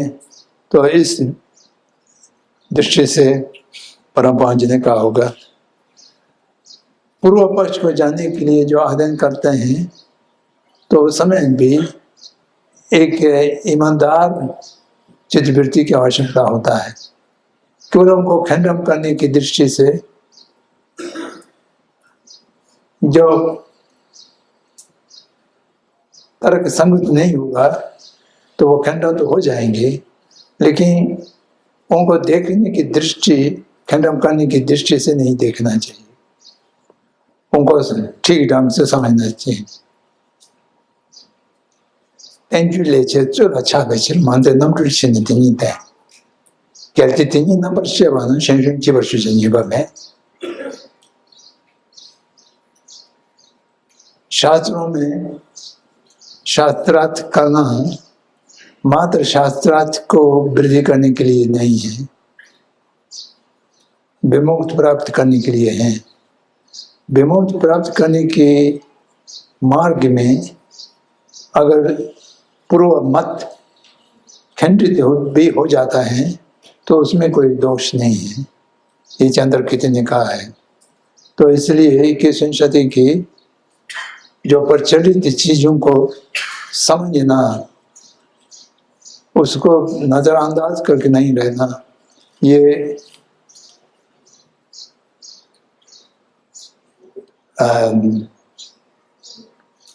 परमपान जी की कहने का आशय ये होगा, मैं ऐसा समझता हूँ। राजनीति लोग सेवा करने के माध्यम किस जमाने में अच्छा हो सकता था, लेकिन आज संपूर्ण विश्व में कहीं पर भी जाएं तो राजनीति पूंजीवाद से, उपभोगवाद से अलग नहीं रह गया है। राजनीति पूंजीवादियों के हित संरक्षित करने के दृष्टि से ही सारे सिद्धांतों को बनाते हैं। तो इसलिए बहुत सा देश ऐसा है आज राजनीति लोग सेवा के लिए अच्छा माध्यम नहीं रह गया है। मैं जहां तक देख सकता हूं, छोटे से छोटे समुदाय जैसा तिब्बती शरणार्थी भारतवर्ष में है, उनका एक संगठन है, 1-2 लाख लोग होंगे। उनकी सेवा करने के लिए भी राजनीति अनुपयोगी हो गया है, ऐसा मुझे कभी कभी लगने लगता है। तो इसलिए ये प्रश्न आज के परिप्रेक्ष्य में, आज के समय के संदर्भ में बहुत कठिन प्रश्न है। लेकिन फिर भी पूछा है कि आदर्श राजनेता बनने के लिए क्या गुण होना चाहिए। एक आदर्श राजनेता बनने के लिए सर्वप्रथम निस्वार्थ होना बहुत जरूरी है। निस्वार्थ माने पद की, शोहरत की, आर्थिक लाभ की या किसी भी प्रकार की अपने को लाभान्वित होने के उद्देश्य ना रखें। 100% निस्वार्थ हो, लोगों के हित मात्र ही करें और अपने कुछ भी ना चाहें। और उसके आगे अर्थ की लालच ना हो, पैसा के अर्थ की लालच ना हो। जब तक कि पैसा के लालच एकदम समाप्त हो जाए, जब तक स्वार्थ यानी अदर किस्म के स्वार्थ समाप्त ना हो जाए। और इसके मूल आदर्श देखना चाहें तो गांधी और गांधी के अनुयायी कुछ लोग हैं, दिखा सकते हैं। तो उसी तरह से निस्वार्थ और निलालची, एक पैसा का भी लालच ना हो, किसी प्रकार के स्वार्थ रहित, स्वार्थ केंद्रित इच्छाएं ना हो। तो राजनीति की जो मतभेद हैं वो सिद्धांतता मतभेद होना चाहिए, वो व्यक्तिगत शत्रुता के रूप में मतभेद नहीं होना चाहिए। तो ये सब बहुत कठिन चीजें हैं। और इसके अतिरिक्त राजनीति में अन्याय की और अनेक प्रकार के चीजों को विरोध करना भी पड़ता है। तो इसमें बुद्ध के, भगवान बुद्ध के मत और गांधी जी के मत एक ही जैसे हैं। तो वे न्यूमोटर से न्यूमोतांडे कांसा में शिजावे सीखरे संजय चुंदन देव, भगवान बुद्ध ने क्लेश चित्त को शत्रु के रूप में देखा है, क्लेश चित्त वाले व्यक्ति को शत्रु के रूप में नहीं देखा है। तो उस पर उसी प्रकार गांधी जी ने कहा है, पाप से घृणा करो, पापी से प्यार करो। पाप एक कार्य है, उसको नकारना है। पापी एक व्यक्ति है, उसको सुधारना है। तो जिस अन्याय की विरोध करते समय अन्यायकर्ता को भी शत्रु माने, उसको भी निंदा करें, तो वो फिर ठीक ढंग से राजनीति हो नहीं पाएंगे। तो इसलिए निस्वार्थ और लालची अगर हो जाए पूर्ण रूप से, तब फिर राजनेता होकर के जनता की सेवा करने में सक्षम हो सकता है। हाँ, ठीक शंभा।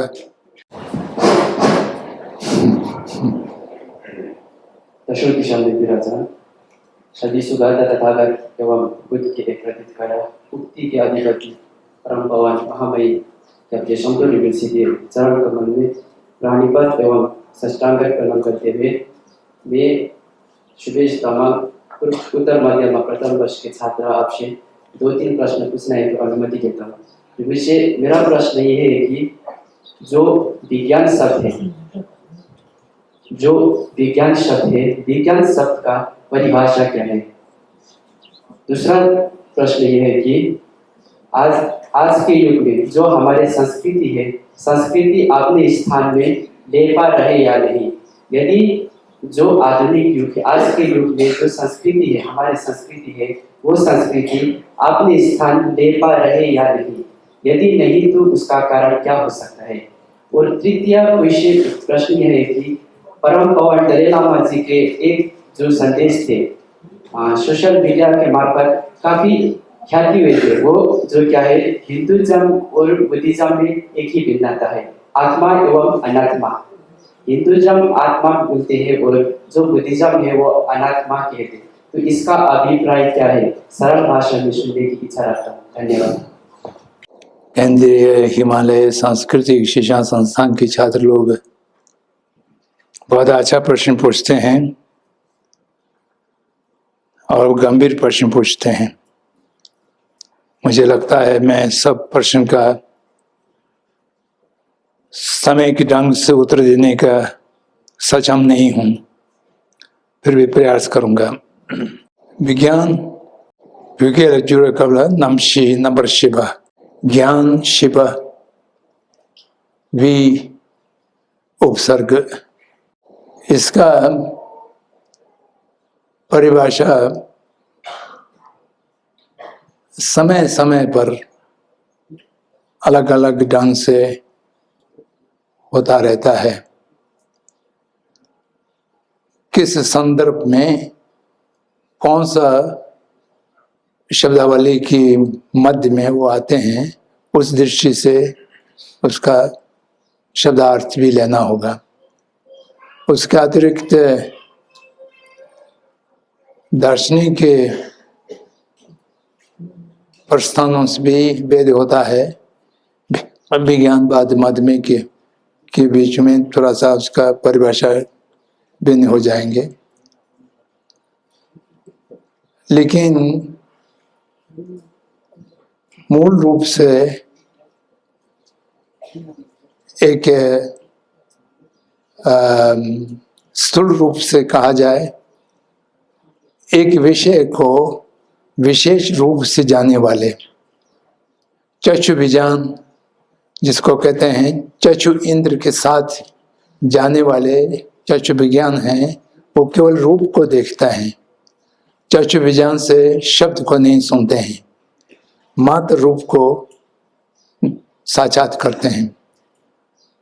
श्रुति विज्ञान शब्द को जानते हैं और शब्द के अतिरिक्त को दूसरी चीज को नहीं जानते हैं। तो विशेष ज्ञान, विशेष की ज्ञान विशेष रखने वाले, उसको नंबर शिवा। बहुत जगह ज्ञान मात्र को भी विज्ञान के शब्द से संबोधित किया हुआ होता है, लेकिन वहाँ पर ये शब्दार्थ की परिभाषा की आवश्यकता नहीं पड़ते हैं। सिमता ये नमशी सुनची लब्ध कर लिया, उस संदर्भ में संपूर्ण ज्ञान को, संपूर्ण चित्त चैतसिक सभी लोग ये विज्ञान के शब्द में भी आ जाते हैं। तो इसलिए मैंने यही कहा कि ये ड्यूरा या लूरी के शास्त्रों को ठीक से पढ़ेंगे तो उसमें विज्ञान का शब्दार्थ और परिभाषा कैसा कैसा किया गया है। लेकिन मैंने ये कहा कि विज्ञान संस्कृत की शब्द हिंदी में भी प्रचलित, ये बौद्धों की चित्त और चित्तवृत्ति के विश्लेषण करते समय एक पारिभाषिक शब्द हो गया है, तो इसको साइंस के लिए उपयोग करना वो ठीक नहीं होंगे, मैंने ये कहा था। लेकिन इसका व्यापक परिभाषा भी है और एक की परिभाषा भी, जैसा इंद्र विशेष की विज्ञान की परिभाषा जो करेंगे तो वो फिर सिकुड़ जाएगा, और व्यापक चित्त के रूप में, चित्त जैसे मन मात्र के रूप में करेंगे तो उसकी भाषा व्यापन होगा। अब दूसरा प्रश्न है, संस्कृति अपने जगह ले पा रहे हैं नहीं ले पा रहे हैं, ये तो व्यक्तिगत रूप में होगा। जैसा मैंने पहले कहा था, आपके अपने दैनिक जीवन की संस्कृति क्या है, ये परंपरागत संस्कृत है या आधुनिक विकृत है, ये अपने आप से जांचना होगा। आधुनिक समाज में रहते हुए भी अब अपने मूल संस्कृत से च्युत नहीं हुए हैं, गिरे नहीं हैं, अब अपना मूल संस्कृति में रह रहे हैं तो उनकी स्थापना हो गया है, और नहीं रह पा रहे हैं तो स्थापना नहीं हुआ है। सामाजिक स्तर पर संस्कृतियों का स्थापना होना नहीं होना, ये एक राजनीतिक और सामाजिक प्रश्न बहुत बड़ा है। संस्कृति की स्थापना के लिए संघर्ष करने वाला, लड़ने वाला भी बहुत हैं, लेकिन उन सब में संस्कृति का पहचान जितना गहराई से होना चाहिए उतना गहराई से नहीं हो रहे हैं। मैं कभी कभी विनोद में कहता हूँ कि मैं 7वीं शताब्दी की सभ्यता में रहता हूँ। अब ये मेरे वक्तव्य सही हो नहीं हो ये तो मैं नहीं जानता, लेकिन मैं कभी कभी ये कहता हूँ। तो ये कहने के साथ मैं ये भी कहता हूँ कि 7वीं शताब्दी में रहने वाले, शताब्दी की संस्कृति में रहने वाले व्यक्ति एक 21वीं शताब्दी के व्यक्ति के साथ संप्रेषण करने योग्य हैं या नहीं है, ये 21वीं शताब्दी की संस्कृति वालों को ही तय करना होगा। मैं समझता हूँ कि हम संप्रेषण करने के योग्य हों, क्योंकि आपके मत से मैं अपने मत को खंडा होने नहीं दूंगा। तो ये एक दूसरा विषय है। तो इसलिए परंपरागत संस्कृति एक सामूहिक और सामाजिक रूप से बहुत क्षतिग्रस्त हो चुके हैं, वो तो हम दिखाई दे रहे हैं। लेकिन ये क्षतिग्रस्त के मध्य में व्यक्तिगत रूप से अपने संस्कृति को अगर हम जीवन के अंग बना करके जिएंगे तो स्थापित होगा, स्थापित हैं। होना क्या है, अगर जीवन में उतार करना चाहिए वो एक कहानी के रूप में या एक बीते हुए इतिहास के रूप में अपने साथ रखें तो वो आप जानते हैं, लेकिन आप उसमें जीते नहीं हैं, तो इसलिए स्थापित नहीं हो सकता है। आत्मावादन निरात्मावादन तो दार्शनिक के विभाजन में ये सही है।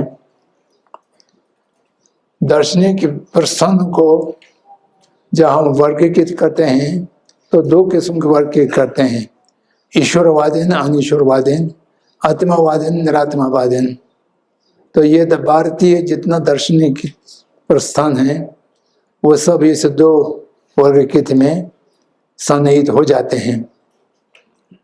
आत्मावादन निरात्मावादन की वेद से देखा जाए तो चारवाक जाम्भेबा और बौद्ध मात्र निरात्मावादन है, बाकी सब की सब जितना भी अन्य भारतीय दर्शन है वो सब आत्मावादन है। बौद्ध और चारवाक तो आजकल है ही नहीं, परंपरा के। चारवाक की निरात्मा की जो मान्यता है वो बौद्धों के निरात्मा की मान्यता तो मिलते नहीं हैं, लेकिन वो उच्छेदवाद के रूप में निरात्मावाद में गिना जाता है।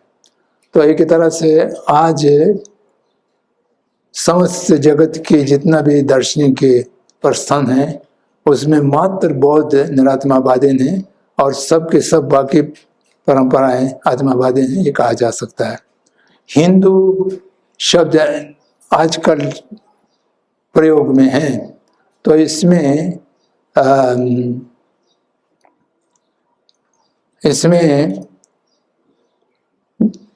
बौद्ध इतर एरेथिक जितना भी दर्शन है वो सब इसमें सम्मिलित हैं, चाहे वो संघ योग हो, चाहे वो वेदांतिक हो, चाहे वो कोई भी हो, न्याय वैशेषिक हो, न्यायिक हो, वो सब आत्मावादी के उसमें आता है। तो इसलिए परमपावन जी कहते हैं कि हिंदू जितना है वो आत्मावादी है, बाकी निरात्मावादी। भारतीय दर्शनों में ईश्वरवादी न अनिश्वरवादी इस वर्ग से विभाजित करते हैं। तो बौद्ध और चिरगुपा जैन ये दो अनिश्वरवादी हैं और चार्वाक भी अनिश्वरवादी हैं। बाकी षष्ठ दर्शन या पांच दर्शन जो भी कहें वो सब के सब ईश्वरवादी हैं। तो ये एक तथ्य हैं, दर्शन की प्रस्थान में तथ्य हैं। जो जो आत्मा मानते हैं नित्य अजर आत्मा, वो इसलिए मानते हैं कि आत्मा नहीं मानने पर जन्म जन्मांतर की निरंतरता या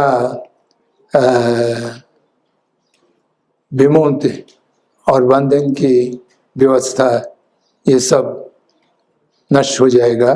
तो इसलिए जैन सहित जितना भी बौद्धेतर दर्शन के लोग हैं तो वो इसलिए कि निरात्मा के साथ कर्म फल की व्यवस्था को नहीं रख पाने के कारण सभी आत्मावादी हो जाते हैं।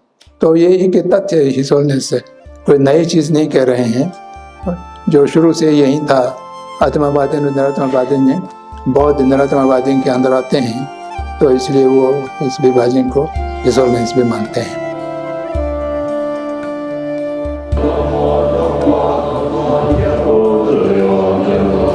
Hãy subscribe cho kênh Ghiền Mì Gõ để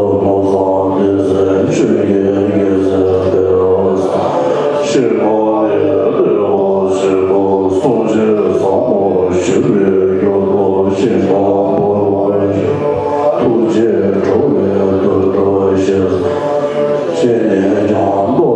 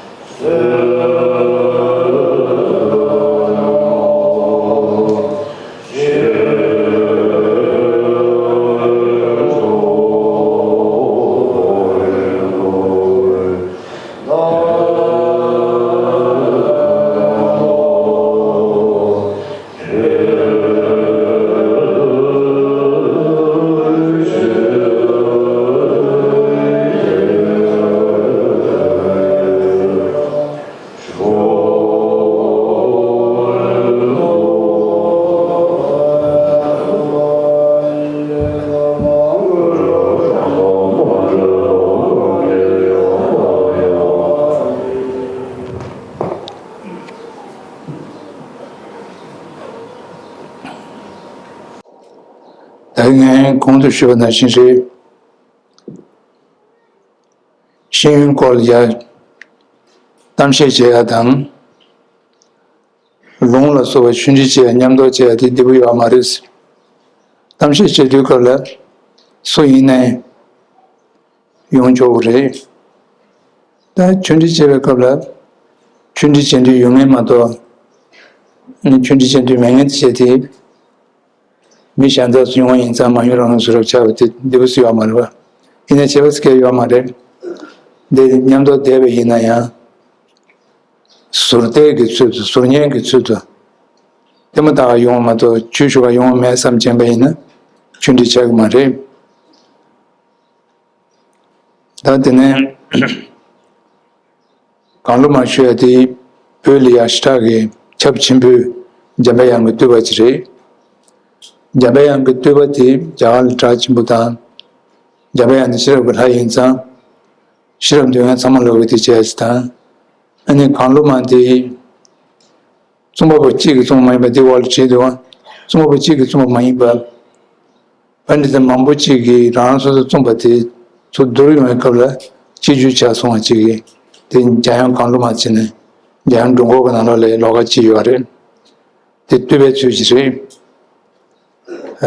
디롱제 디는 티슈고데 드마 코르체스 드마니치기 준도다 돈조브 리티체티 롱페야이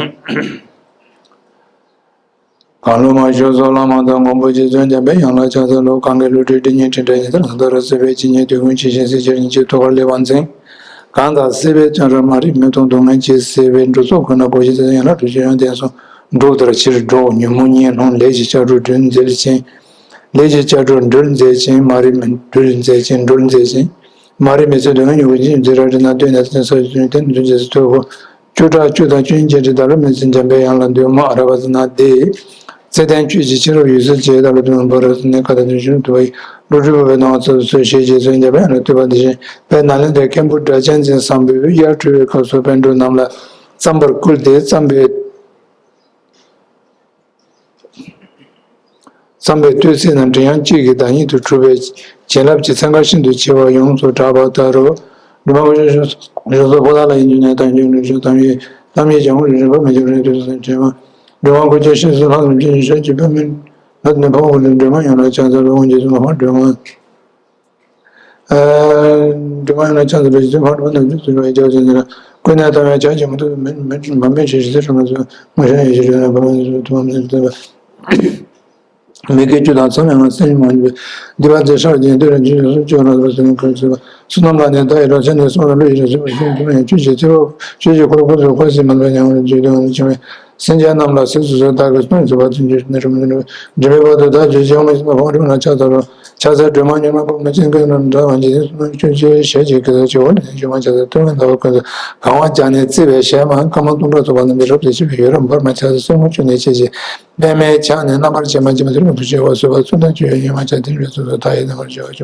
말에 버리지 못해 저저 맞춰 찾아 또 다른 얘기 되다 저다 나가 가만 이제 dombu shebjine de lo ko ne ne version de lo ne man cha de man so man non so man cha de nam dan ne so jin de man cha de tre cha da fake chi per par tu ko ro de joma ye jan yu ko shebjine de me ro tu ba shin do ba ma cha za do ne ma de je ba wa na man joma 최시 시에는 전적된 저도 많은 수만 자서 근조선도 자제 수만 도와나 뭐 말로 좋게 고르지면 말로 좋게 고르지면 랑게 유지도 나트만 자다로 도와지 표현이 좀 많이 말 오자 이제 정말 맞아 버렸어요. 이들은 이제 완전 대만 자서 사실 좀 해서나 담쟁 고번에 가니 말씀이 뭐든 이 얘기 홍비 본데 넘버 좀 맞아는데 왜좀 오지 마시는 바마 레베트나 보면 따버신도 이런 점 자서 그래도 믿는 버베트나 예 장유 공권에 그렇게 돼 보는 넘버 좀 맞아서 mana jaga tin je duma tuni jenze yegi hongge ronde number jama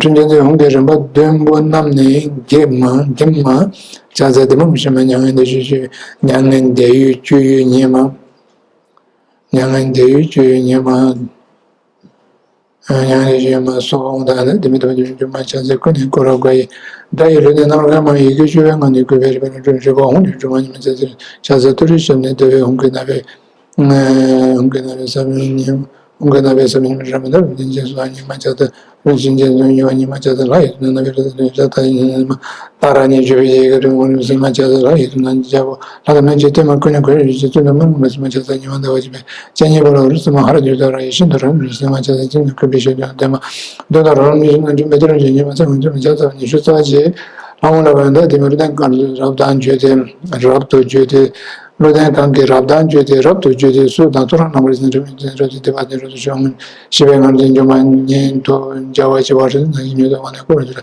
dile chiwani ni sanyi kwante te tune rabajima kende wansha yanto suwa tani tomba ni jen temba ni jembe rabdo suwa ni to dunga zone na barpa ni jivan ni zon dango bajina ponde bene bozo jindo bene dvati to ni kina mi su jonjoje jesan jodan ma jinda da sin de jini jin to dove sono i tuoi te ma tu besero te ma tu solo per no te mi che ho ciuto tanto giorno giorno base tu in garenda nella so tu mi giorno giorno non ma da sono da ci vai so ni ho so da in ci ti ti ne dove ci dire tutto più ci vedo non va bene tu lo zun tam ci per da da ciò da